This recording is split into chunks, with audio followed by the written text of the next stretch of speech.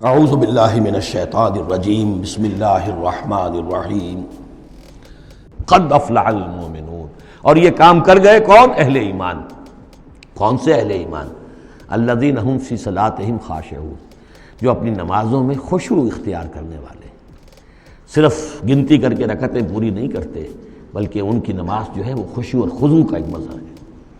والذین هم عن اللغو معرضون، جو لغو باتوں سے اعراض کرتے ہیں، ان کا معلوم ہے وقت اتنا قیمتی ہے، مجھے اپنی شخصیت کی تعمیر کرنی ہے، میں ایک دفعہ سبحان اللہ کہوں گا تو اللہ تعالیٰ کے ہاں میرا رتبہ کتنا بڑھے گا، میں یہ وقت ضائع نہیں کر سکتا بیکار کے کاموں میں، لغو کاموں میں۔ لغو کام، معصیت کو لغو نہیں کہتے، لغو وہ ہے جس کا کوئی فائدہ نہیں، تاش کھیل رہے ہیں بیٹھے، پیس ٹائم، بھائی کاہے کے لیے، کیا فائدہ ہوا اس سے؟ تمہارے لیے یہ وقت جو ہے یہ لائبلٹی بن گیا، یہ وقت تو سب سے بڑا ایسٹ ہے، اسی وقت میں تو تم نے بنانا ہے جو بنانا ہے، اپنے آپ کو بھی اور اپنی عاقبت کو بھی۔ الذین والذین هم عن اللغو معرضون والذین هم للزکاۃ فاعلون، جو ہر دم اپنے تزکیے کی طرف متوجہ رہتے ہیں، زکوٰۃ پر عمل کرتے رہتے ہیں۔ یہاں زکوٰۃ سے مراد وہ زکوٰۃ نہیں ہے جو ہماری اصطلاحی زکوٰۃ ہے، اس لیے کہ یہ ابتدائی زمانے کی مکی صورت ہے، ابھی زکوٰۃ کا کوئی تصور نہیں تھا۔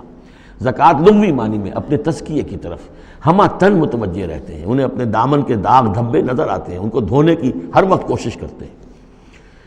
والذین هم لفروجہم حافظون، اور جو اپنی شرمگاہوں کی حفاظت کرتے ہیں، الا علی ازواجہم، سوائے اپنی بیویوں کے، یا او ما ملکت ایمانہم، یا ان کی لونیاں ہوں، فإنہم غیر ملومین، تو ایسے لوگوں کے اوپر کوئی ملامت نہیں ہے، یعنی وہ ان سے اپنی جو بھی جنسی تقاضا ہے پورا کر سکتے ہیں۔ یہ کوئی فی نفس ہی جو ہے، سیکس جو ہے فی نفس ہی ایول نہیں ہے، ایول اس کا غلط استعمال ہے۔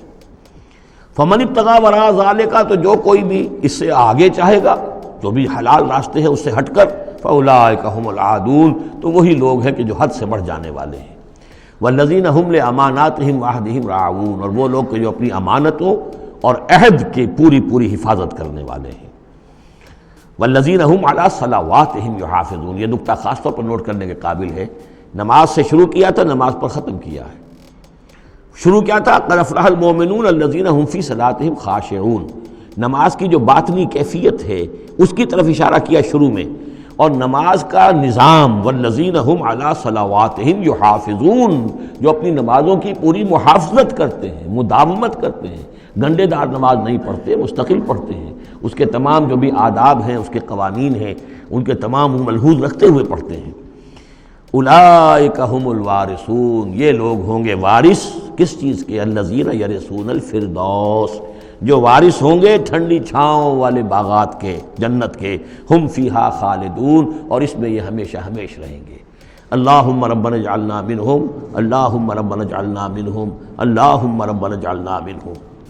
اب یہ آیت آ گئی ہے یہاں پر جو میں نے کہا تھا کہ سورہ حج کے ساتھ اس کی مشابہت دیکھ لیجئے، پہلے رکوع میں وہ مضمون جو آیا تھا، یہاں یہ زیادہ نکھر کر اور زیادہ ایک یوں سمجھیے کہ جامعیت کے ساتھ آیا ہے۔ وَلَقَدْ خَلَقْنَا الْإِنسَانَ مِنْ صُلَالَةٍ مِّن طِينٍ، ہم نے پیدا کیا انسان کو مٹی کے خلاصے سے۔ سلالہ کہتے ہیں کسی چیز کا کشید کر لینا، جو اس کا جو اصل جوہر ہو۔ سلہ، کسی نے اگر نکالی اپنی تلوار جو ہے میان میں سے گھسیٹ لی، اسے سلہ کہتے ہیں۔ تو تلوار مسلول وہ ہے کہ جو تلوار ننگی ہے، جو اپنے نیام سے باہر آ گئی ہے۔ تو یہ سلالہ، زمین کی مٹی سے کشید کی ہوئی چیز، یہ جوہر جو ہے مٹی کا، انسان کی تخلیق کا آغاز اس سے ہوتا ہے۔ جو میں نے کہا تھا کہ نطفہ جو بنتا ہے باپ کے جسم میں، کہاں سے بنتا ہے؟ یہی غذا ہے، مٹی سے آ رہی ہے، چاہے اناج ہے، چاہے گوشت ہے، پروٹین ہے، کچھ ہے، یہی سے زمین ہے۔ تو اسی سے تو نطفہ بنا تھا نا، جس سے کہ جا کر پھر وہ رحم مادر کے اندر جا کر وہ بیج کی طریقے پر ایک جگہ دفن ہو جائے گا۔ تو وہ کہاں سے آیا؟ من صلالۃ من طین۔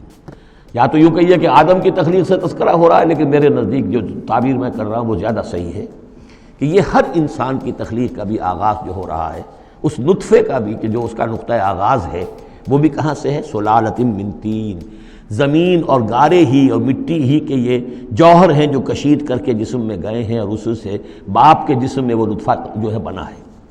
ثم جعلناہ نطفۃ فی قرار مکین، پھر ہم نے اسے ایک بوند کی شکل میں ٹپکایا ایک ایسی جگہ پر جو بڑی مضبوط ہے، بڑی جمے ہوئے ٹھکانے میں۔ یوٹرس جو ہے، رحم جو ہے، یہ بہت مضبوط ایک آرگن ہے، اس کی دیوار جو ہے وہ بہت مضبوط ہے۔ اس کے اندر جا کر وہ بیج کی طرح پر دفن ہوتا ہے۔ فرٹیلائزڈ اووم جو ہے وہ سب سے پہلے جا کر اس کے اندر دفن ہو جاتا ہے، اس کی دیوار کے اندر ایمبیڈڈ، جیسے کہ بیج زمین کے اندر جاتا ہے اور وہ زمین کے اندر چھپ جاتا ہے۔ ثم خلقنا النطفۃ علقۃ، میں نے عرض کیا تھا کہ علقہ کا ترجمہ یہ بالکل غلط ہے جو ہوتا آیا ہے، اور اس کی وجہ یہ ہے کہ اصل میں جو ہماری جو بھی معلومات تھیں وہ ظاہر بات ہے مشاہدے کی بنا پر ہی تھیں، ابھی نہ تو کوئی ڈسیکشن تھی اور نہ کوئی ابھی مائکروسکوپ تھی کہ ان چیزوں کو سمجھا جا سکتا۔ تو چونکہ جب بھی کبھی کوئی فرض کیجئے کسی کا کوئی حمل ہے ابتدائی، وہ گر گیا ہے، تو نکلتا کیا تھا وہاں سے؟ جمے ہوئے خون کے لوتھڑے نکلتے ہیں۔ تو یہ سمجھا گیا کہ یہ جو پہلی شکل ہوتی ہے انسان کی جو وجود ہوتی ہے وہ رحم کے اندر یوٹرس میں، وہ جمع ہوا خون کا لوتھڑا۔ تو ترجمہ ہمیشہ یہ کیا گیا علقہ کا کہ جمے ہوئے خون کی پھٹک سے اور جمے ہوئے خون کے لوتھڑے سے، حالانکہ عین لام قاف کا کیا تعلق خون کے ساتھ ہے؟ اس سے لفظ معلق بنا ہے، متعلق بنا ہے، تعلق بنا ہے، علاقہ بنا ہے۔ یہ تو لفظ جو ہے اس کے معنی کیا ہے؟ تو اب معلوم ہوا ہے ہمیں کہ صحیح مفہوم کیا ہے، کہ جب پہلے تو وہ امبیڈ ہو جاتا ہے، وہ جو نطفہ ہے ماں کے رحم کی دیوار میں، پھر وہ اس سے نکل کر لٹکنے لگتا ہے اس کے ساتھ، دیوار کے ساتھ، جیسے کہ کوئی یہ جو ہوتی ہیں لیچز کہلاتی ہیں، کیا جونک، جیسے جونک جو ہے کسی کے ساتھ چمٹ جائے اور پھر وہ لٹکی ہوئی ہو، تو جونک کی طریقے سے وہ پھر رحم مادر کی دیوار کے ساتھ لٹک گیا، معلق ہے۔ اب یہ علقہ ہے، پھر اس علقہ سے فخلقنا العلقۃ مضغۃ، اس علقہ کو ہم ایک لوتھڑے کی شکل دیتے ہیں۔ یہ وہ جو میں نے جو کیتھل مور سے آپ کا حوالہ دیا تھا میں نے ابتدائی اپنے خطاب میں، اس نے کہا ہے واقعتاً گوشت کا ایک لوتھڑا لے کر اپنے منہ میں رکھا، تھوڑا سا کچا سا گوشت، اور پھر اسے تھوڑا سا چبایا دانت سے، اور پھر نکال کے دکھایا کہ جو شکل میرے دانتوں کی جو شکل بن گئی ہے اس پر بین ہی یہی شکل ہوتی ہے انسان کے اندر ابتدائی ایمبریو کی، اسی طرح کے نشان پڑے ہوتے ہیں۔ تو گویا کہ یہ مضغہ جو ہے وہ وہی ہے، گوشت کا لوتھڑا کچھ نیم چبایا ہوا سا۔ فخلقنا المضغۃ عظاما، پھر ہم اسی مضغے کے اندر ہڈیاں بنا دیتے ہیں۔ فکسونا العظام لحما، اور پھر ہڈیوں کو ہم گوشت چڑھا دیتے ہیں۔ ثم انشأناہ خلقا آخر، پھر ہم اسے اٹھاتے ہیں ایک دوسرے ہی اٹھان پر۔ یہ ہے اصل میں قیامت کا حصہ جو ہے اس آیت کا، جس کو بہت کم لوگوں نے سمجھا ہے۔ واقعہ یہ قرآن کا یہ اعجاز ہے، جب تک یہ چیزیں ابھی واضح نہیں تھیں لوگ گزر جاتے تھے، اور یہ کہ عام آدمی اب بھی گزر جائے گا، لیکن یہ کہ جب بات واضح ہوتی ہے تو معلوم ہوتا ہے کہ یہاں تو قیامت مثمر ہے۔ امام راضی جو ہے رک گئے ہیں سورہ حدید کی اس آیت پر آ کر، هو الاول والآخر والظاہر والباطن اعلم ان هذا المقام مقام غامض عمیق مہیب۔ اور اس دور کے کئی مفسرین قرآن کو میں نے دیکھا وہ وہاں سے ایسے گزر جاتے ہیں کہ جیسے وہاں کچھ ہے ہی نہیں۔ تو یہ اصل میں دیکھنے والی آنکھ سے متعلق ہے۔ اب یہاں غور کیجئے، یہاں فا اور ثم کا فرق دیکھیے۔ لقد خلقنا الانسان من سلالۃ من طین کے بعد آیا ثم۔ ثم سے جو وقفے آ رہے ہیں وہ پورے دور کے ہیں۔ اب وہ مٹی کا سلالہ جو ہے اس سے نطفہ بننا ایک مکمل دور ہے۔ ثم جعلناہ نطفۃ فی قرار مکین، پھر ہم نے اسے ایک بڑے مضبوط مکان کے اندر ایک بیج کی شکل کے اندر دفن کیا۔ یہ دوسرا دور ہے۔ ثم خلقنا، لیکن اس ثم کے بعد کتنے فا آ گئے ہیں۔ ثم خلقنا النطفۃ علقۃ فخلقنا العلقۃ مضغۃ فخلقنا المضغۃ عظاما فکسونا العظام لحما، 4 فا آ گئے۔ پھر آیا ثم انشأناہ خلقا آخر، ایک بالکل نیا مرحلہ ہے یہ۔ اور اس کی تشریح جو حدیث میں آئی حضرت عبداللہ بن مسعود رضی اللہ تعالیٰ عنہ سے، جب یہ 40 دن نطفہ، 40 دن علقہ، 40 دن مضغہ، جب 120 دن ہو جاتے ہیں، 4 مہینہ، اللہ تعالیٰ فرشتے کو بھیجتا ہے، اور وہ کولڈ سٹوریج جہاں اس کی روح تھی ابھی، وہاں سے اس روح کو لاتا ہے اور اس میں شامل کر دیتا ہے۔ اب یہ کچھ اور شے بن گئی۔ اب تک یہ صرف ایک حیوان تھا، انسان نہیں تھا۔